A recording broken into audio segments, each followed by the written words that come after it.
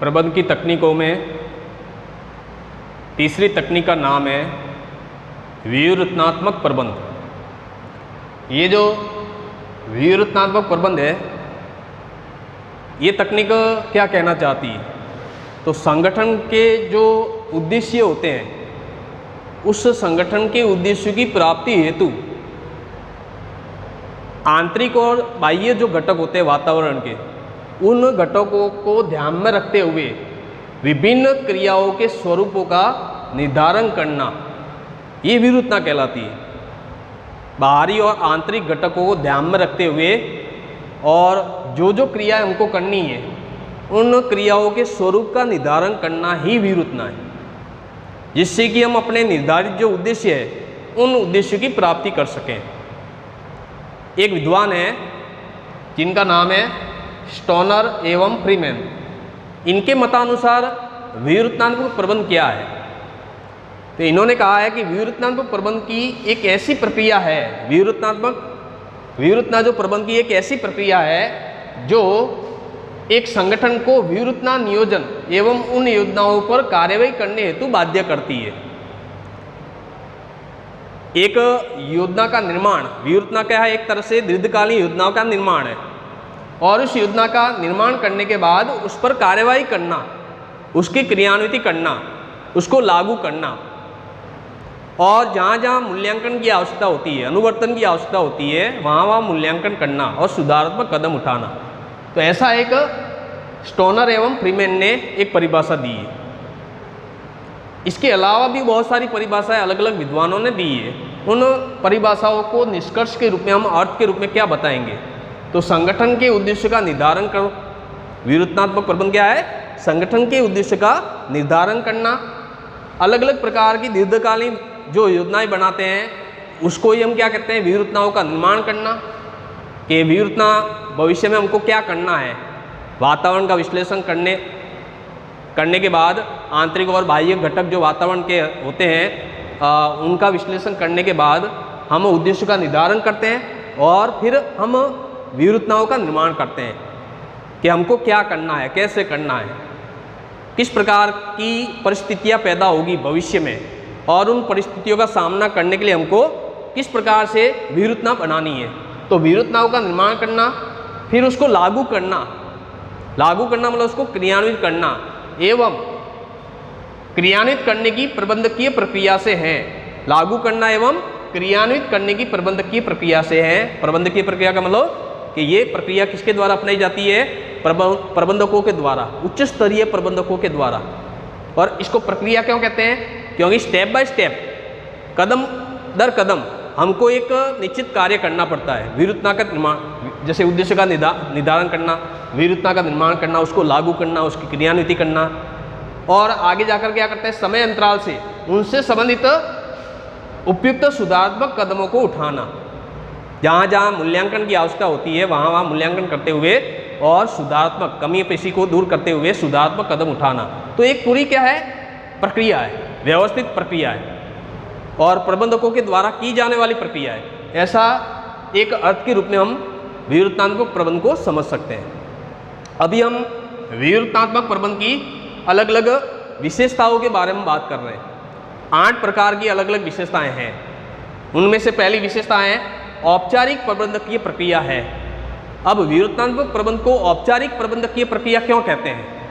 तो औपचारिक प्रबंधकीय प्रक्रिया इसलिए कहते हैं क्योंकि इसके अंतर्गत हम एक संगठन के उद्देश्य का निर्धारण करते हैं, व्यूहात्मकों का निर्माण करते हैं, व्यूहात्मकों का निर्माण करने के बाद उसकी क्रियान्विति करते हैं, फिर मूल्यांकन करना या अनुवर्तन करना, कमी पेशी को ढूंढना, और जहाँ जहाँ कमी पेशी आती है आगे उसको सुधार करने के लिए सुधारात्मक कदम उठाना।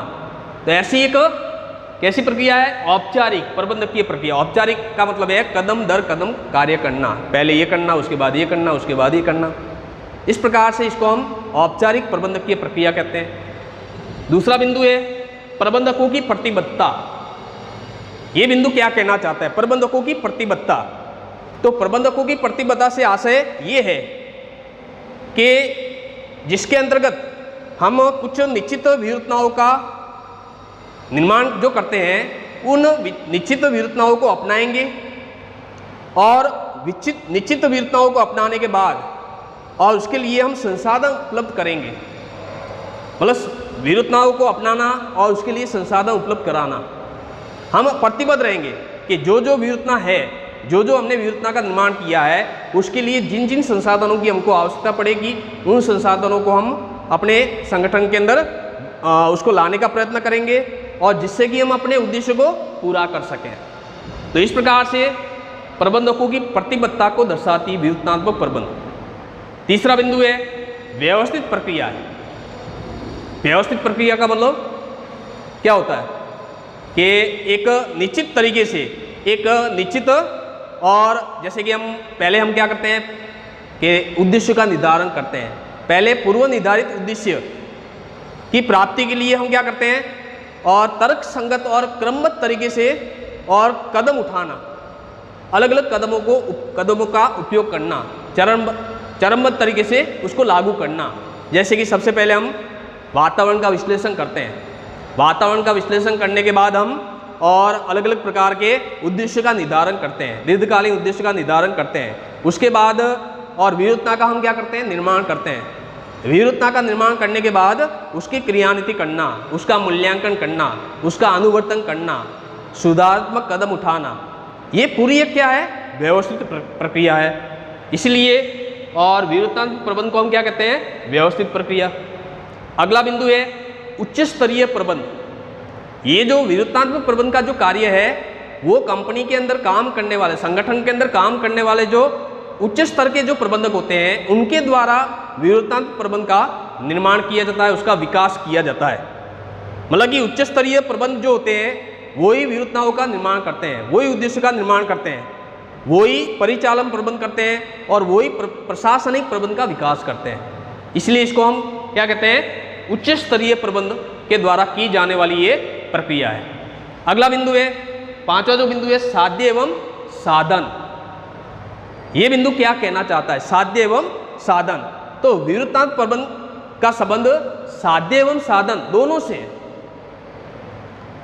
साध्य एवं साधन दोनों से है। इसका कारण यह है कि यह एक संगठन का उसके लक्ष्य की उपलब्धि के साधन के रूप में काम करता है। संगठन का जो लक्ष्य है और उस लक्ष्य की उपलब्धि के साधन के रूप में किसका काम है, विरूपतात्मक प्रबंध का काम है। जब तक हम विरूपतात्मक प्रबंध नहीं करेंगे तब तक हम अपना लक्ष्य प्राप्त नहीं कर पाएंगे।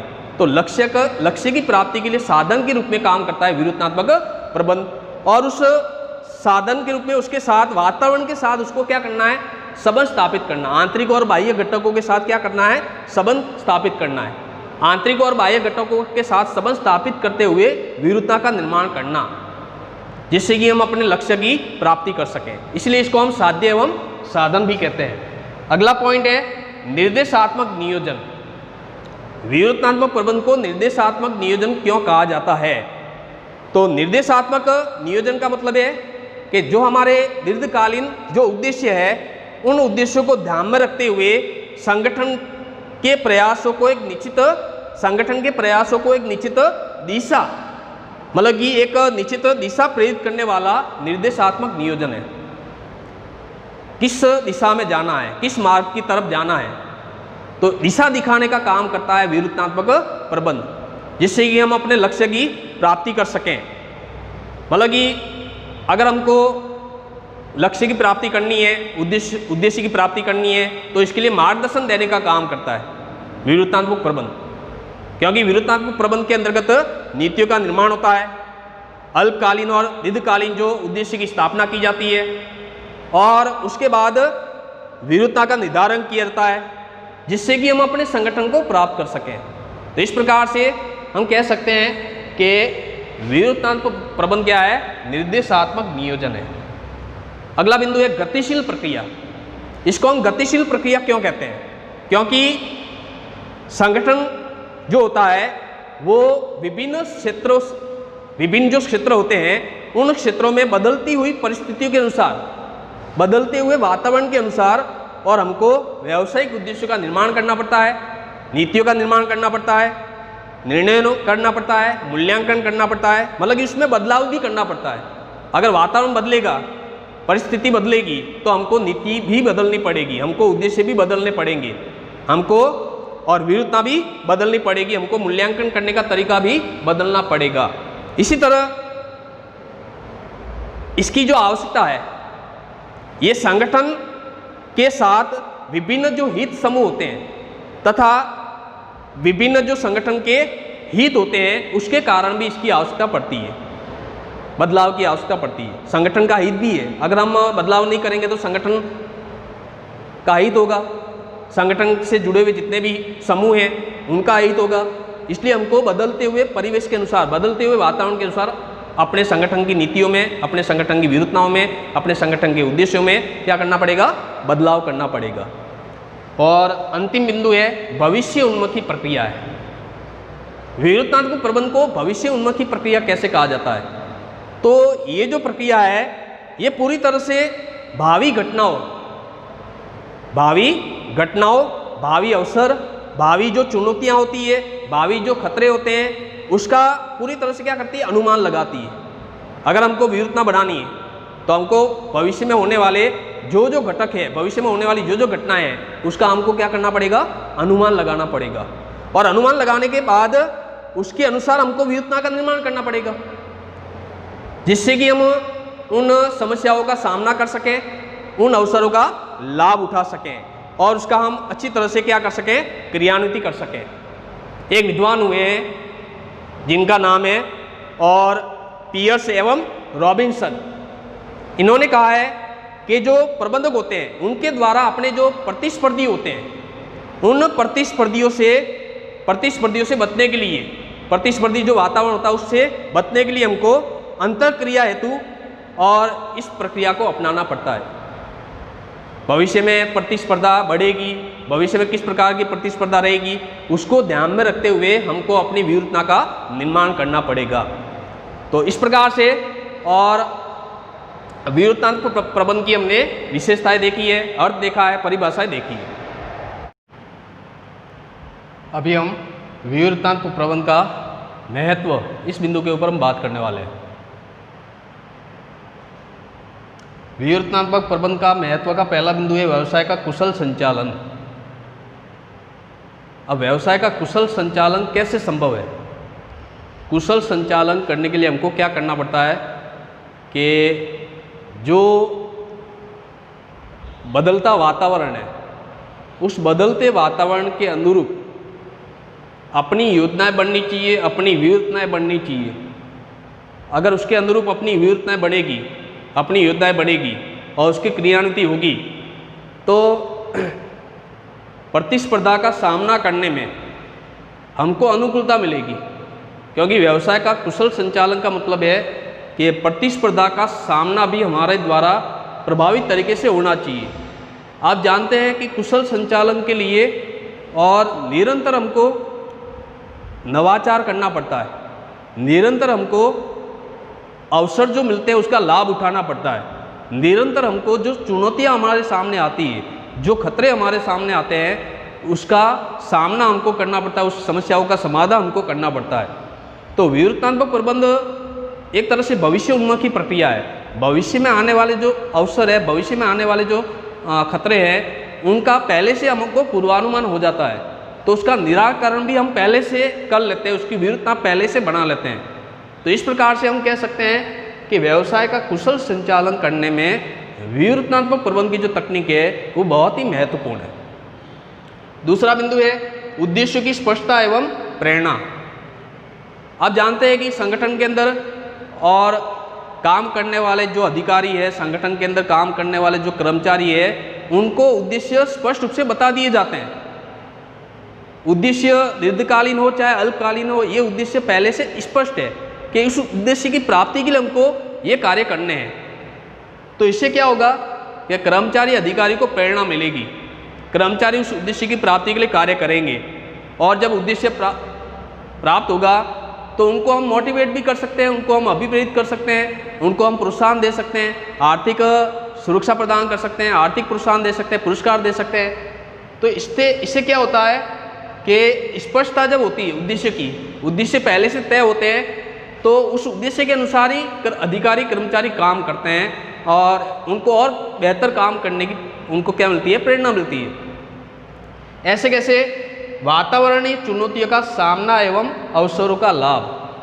विवृतनात्मक प्रबंध के माध्यम से जो गतिशील वातावरण है, उस वातावरण में उत्पन्न होने वाली जो चुनौतियां हैं या जो समस्याएं हैं, उनका हमको पहले से आभास हो जाता है, पहले से उसका हम पूर्वानुमान लगा लेते हैं, तो उसका हम समाधान भी कर सकते हैं। और जो अवसर हमारे सामने आएंगे उसका हम पहले से पूर्वानुमान लगाते हैं कि भविष्य में इस प्रकार के घटक जिम्मेदार बनेंगे, इस प्रकार की घटनाएं घटित होगी और इस प्रकार के हमारे सामने अवसर आएंगे, तो उस अवसरों का लाभ कैसे उठाना, इसकी विवृतना भी आप पहले से बनाकर रखें। तो विवृतनात्मक जो प्रबंध है ये अवसरों का लाभ उठाने में और चुनौतियों का सामना करने में भी एक असरकारक तकनीक के रूप में काम करता है।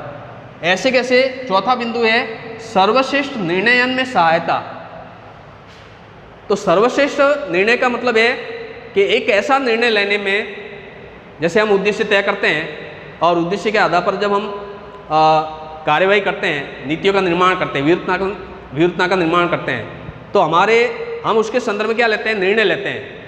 कोई भी हम क्रियान्वित करेंगे तो हमको निर्णय लेना पड़ेगा कि हमको कौन सा कार्य करना है, हमको कौन सा कार्य किस प्रकार से करना है, इसका निर्णय लेना पड़ेगा। तो विवृतनात्मक प्रबंध की जो तकनीक है वो निर्णय में सहायता प्रदान करती है, क्योंकि विवृतनात्मक प्रबंध में क्या होता है कि आवश्यक आंकड़े जुटाए जाते हैं, आवश्यक सम्मत जुटाए जाते हैं, मुख्य समस्या की जांच पड़ताल की जाती है। ऐसे कैसे महत्वपूर्ण जो निर्णय लेने का एक व्यवस्थित तरीका भी है, सर्वोत्तम विकल्प का चयन भी किया जाता है, भविष्य की सोचने हेतु बाध्य भी करता है, क्योंकि हम भविष्य का सोचते हैं, भविष्य उन्मुखी प्रक्रिया है, भविष्य का सोचने पर हमको बाध्य करता है और सर्वोत्तम विकल्प का चयन करने के लिए हमको और ये जो तकनीक है उपयोगी बनती है। तो इस प्रकार से सर्वश्रेष्ठ निर्णय में सहायता प्रदान करने का भी ये तकनीक काम करती है। अगला बिंदु है संगठन की योग्यता एवं क्षमता में वृद्धि। जैसे जैसे हम लक्ष्य प्राप्त करते रहते हैं, जैसे जैसे हम नवाचार करते रहते हैं, जैसे जैसे हम नई नई विवृतना बनाते रहते हैं, वैसे वैसे एक संगठन की योग्यता में वृद्धि होती है, उसकी क्षमता में वृद्धि होती है।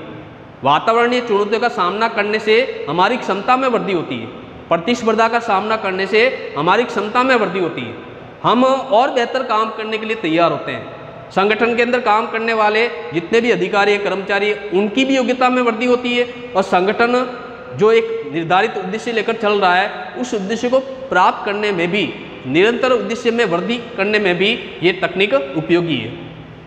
इसके अलावा कर्मचारी अभिप्रेरणा में सुधार। हम जानते हैं कि कर्मचारी अभिप्रेरित कब होता है, जब उसको अच्छे काम के बदले में पुरस्कार मिलता है, उसको वित्तीय और पुरस्कार दिया जाता है, आर्थिक उसको प्रोत्साहन दिया जाता है, तो इससे कर्मचारी और बेहतर करने का प्रयत्न करता है। तो विवृतनात्मक प्रबंध में क्या होता है, उद्देश्य स्पष्ट होते हैं, हर एक कर्मचारी के उद्देश्य स्पष्ट होते हैं, और अगर कर्मचारी अपना उद्देश्य निर्धारित तरीके से और समय समय पर अपना लक्ष्य प्राप्त करते रहते हैं, तो कंपनी के संगठन के द्वारा, उच्च प्रबंधकों के द्वारा उनके लिए अभिप्रेरणा की अलग अलग सुविधाएं भी उनको प्रदान की जाती है, जिससे कि विवृतनात्मक प्रबंध का हमको ज़्यादा से ज़्यादा लाभ मिले। और अंतिम बिंदु है परिवर्तनों के प्रतिरोध में कमी। आप जानते हैं कि विवृतनात्मक प्रबंध एक ऐसी तकनीक है जो गतिशील प्रक्रिया है, मतलब कि वातावरण में बदलाव होने पर हम अपनी विवृतना में भी बदलाव करते हैं, परिस्थिति में बदलाव होने पर हम अपनी विवृतना में बदलाव करते हैं, जिससे कि कर्मचारी का प्रतिरोध नहीं होगा। कर्मचारी को हम अभिप्रेरित करते हैं, कर्मचारी को हम मोटिवेट करते हैं, कर्मचारी की योग्यता में वृद्धि करने के लिए हम प्रयत्न करते हैं, कर्मचारी के लिए हम वित्तीय सुविधा भी प्रदान करते हैं, जिससे कि कर्मचारी उस बदलती हुई परिस्थिति के अनुसार काम करने के लिए तैयार हो जाता है। तो कर्मचारी भी उसका विरोध नहीं करते हैं, प्रतिरोध नहीं करते हैं। तो विवृतनात्मक प्रबंध एक ऐसी तकनीक है जो प्रतिरोध में कमी लाती है। इस प्रकार से विवृतनात्मक प्रबंध के महत्व को हमने समझा है।